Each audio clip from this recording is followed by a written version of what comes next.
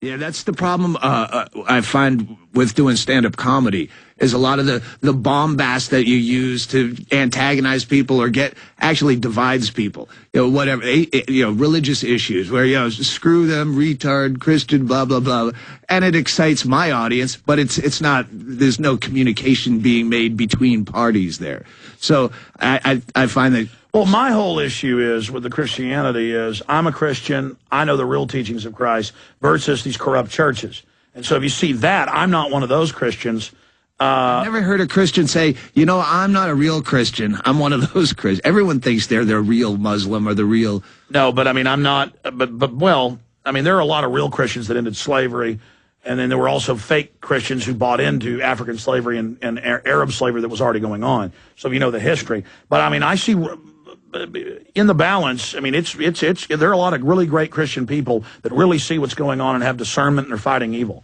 And I think, like Saul of Tarsus, you're going to be knocked off your horse. And I believe within the next 3 years, you are going to have a spiritual awakening and conversion to the fight against the New World Order. And I want everybody to pray for you, Doug. I want my listeners and people watching out there to pray that God will show you just how real this universe is and that there's a lot bigger things out there and that this life is a test. Of course, it's horrible. Of course, there's bad things going on, but there is a test that God has in store for you, and that you're going to step up to the challenge of that test because I overall think you're a good person in your heart. I would concur. I'm definitely a good person. And say to God, if you're real, show it to me.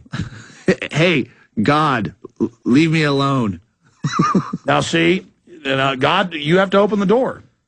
Yeah, no, I don't need any. Okay, if there is a all-powerful force in the universe, God, don't you want to know if it's real? No, actually I don't. If there's whatever the meaning of this life is, I don't want, that's why I smoked DMT one time with you. Don't want to know the secrets of the universe.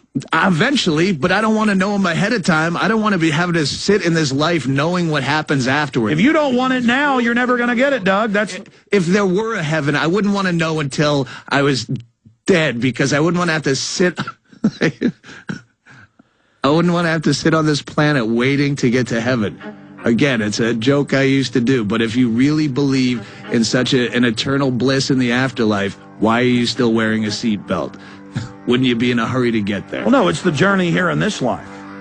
Doug, that's better. Why would you want to be here? Doug Stanhope, it's good seeing you after all these years. And I still want people to pray for you. There's still hope for you yet. I'll wait. I know you think that's patronizing. No, I think it's. I'm concerned about you, Doug. I feel pretty good. I know. I love you and I care about you and God loves you. I love your fight. I love your passion. I love your intellect, and I love your show. Well, we appreciate you coming in. It was good seeing you. We'll see you next time you orbit through town. God bless. I'm Alex Jones, back Sunday, 4 to 6 p.m. and back Monday, 11 a.m. We now rejoin retransmission, Infowars.com. Pure evidence of the controlled demolition of Building 7. Stay with us.